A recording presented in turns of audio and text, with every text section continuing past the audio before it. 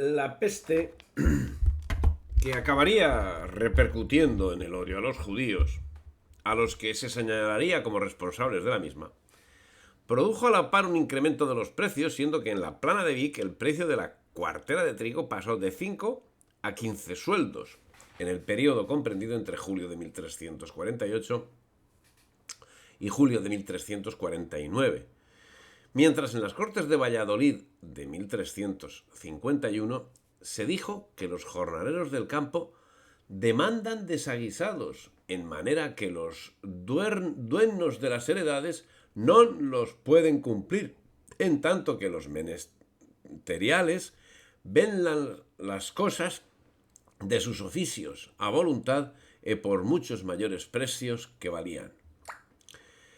Como consecuencia de esta situación, se produjo una gran carestía alimenticia, lo que obligó a la toma de medidas que conllevaron la intervención real en los ordenamientos de precios y de salarios que fueron atendidos en las Cortes de Zaragoza de 1350.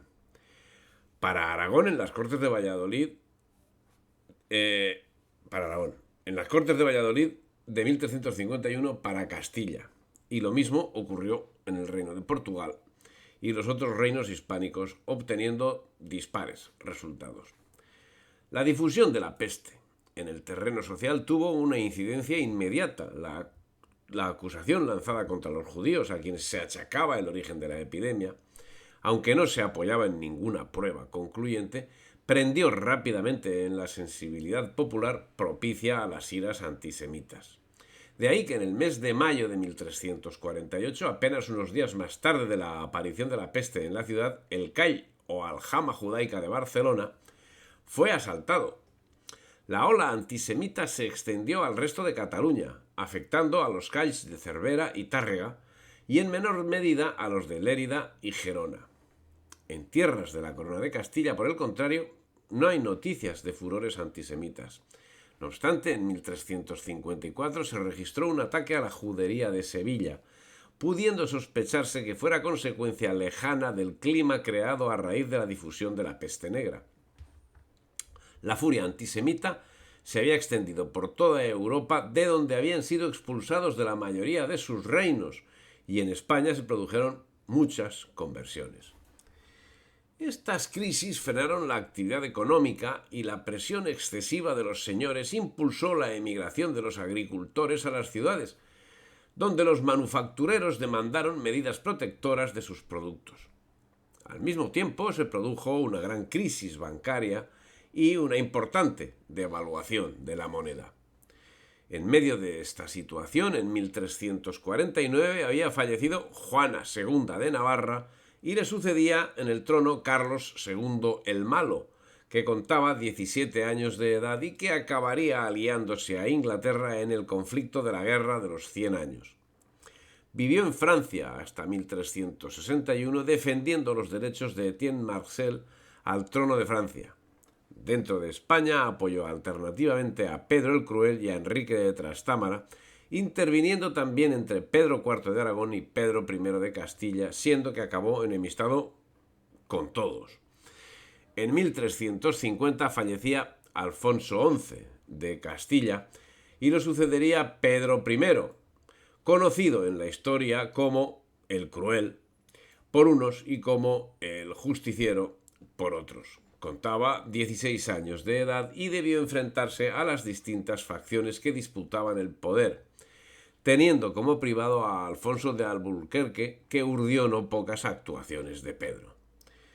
Inducido por su ayo, Pedro apresó a su hermanastro Enrique de Trastámara y al maestre de la Orden de Santiago, lo cual motivó su rebelión, que acabó en perdón. Pero el rescoldo se unió a los enfrentamientos que el rey tenía con Nuño de Lara, señor de Vizcaya, enfrentamientos que llevaron a Pedro I a realizar una sucesión de asesinatos cuyos deudos recalaron cerca de Enrique de Trastámara, cuya madre, Leonor Núñez de Guzmán, también resultó asesinada. Pedro I atendió de forma decidida la reforma de la legislación. Así, en 1351 las Cortes de Valladolid marcaron un hito en el derecho. Se condenaba la vagancia y se prohibía la mendicidad. y se ordenaba con minuciosidad admirable todo lo relativo al precio y modo de ajustarse los jornales, a la duración de las horas de trabajo en cada estación, al valor de cada artefacto, y se creó el Somaten como organización para la persecución de los malhechores. Se impidió la tala de los montes, se condenó el monopolio y el sistema gremial y se reguló la propiedad de la tierra. Fue un principio de reinado que parecía pronosticar algo distinto a lo que posteriormente acaeció. Pero así como la legislación atendió aspectos encomiables, políticamente llevaba Pedro I a cabo importantes purgas. En 1353 se rebelaba su hermanastro Enrique en Asturias y su otro hermanastro Tello hacía lo propio.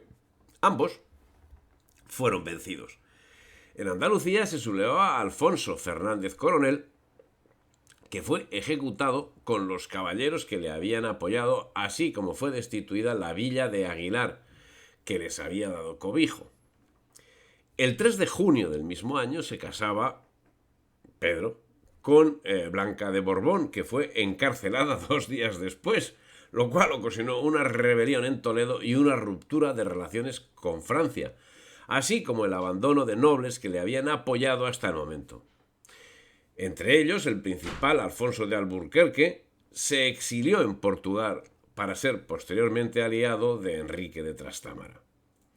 El enfrentamiento civil estaba siendo manifiesto, pero es que todo señalaba que la degradación de las actuaciones de Pedro I era de tal calibre que su propia madre le abandonó, llegando a impedirle la entrada en Toro. Pedro continuó con las purgas. Los obispos de 2 diócesis hispanas, el de Salamanca, Juan Lucero, y el de Ávila, Sancho Blázquez Dávila, declararon nulo su matrimonio con Blanca de Borbón y en abril de 1354 pasó a casarse con Juana de Castro.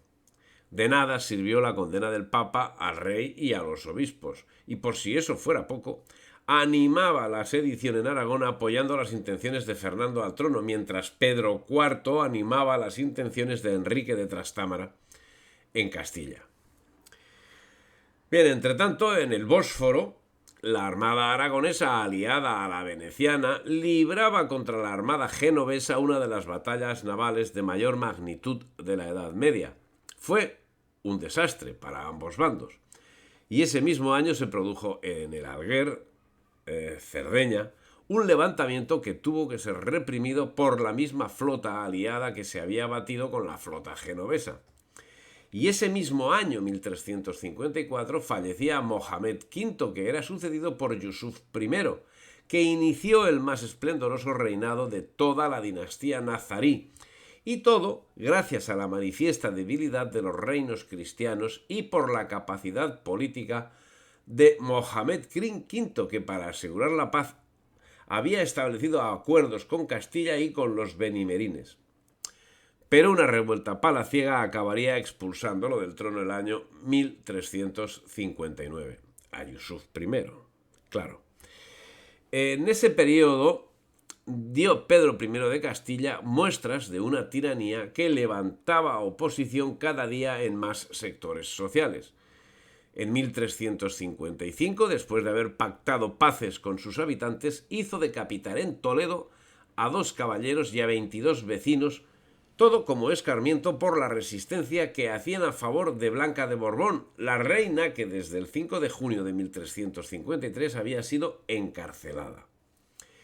Y la misma acción acabó llevándola a cabo también en Toro, cuando en 1354 la tomó la ciudad al asalto, tras lo cual llevó a cabo una serie de asesinatos que forzó a presenciar a su propia madre, a la que finalmente desterró a Portugal.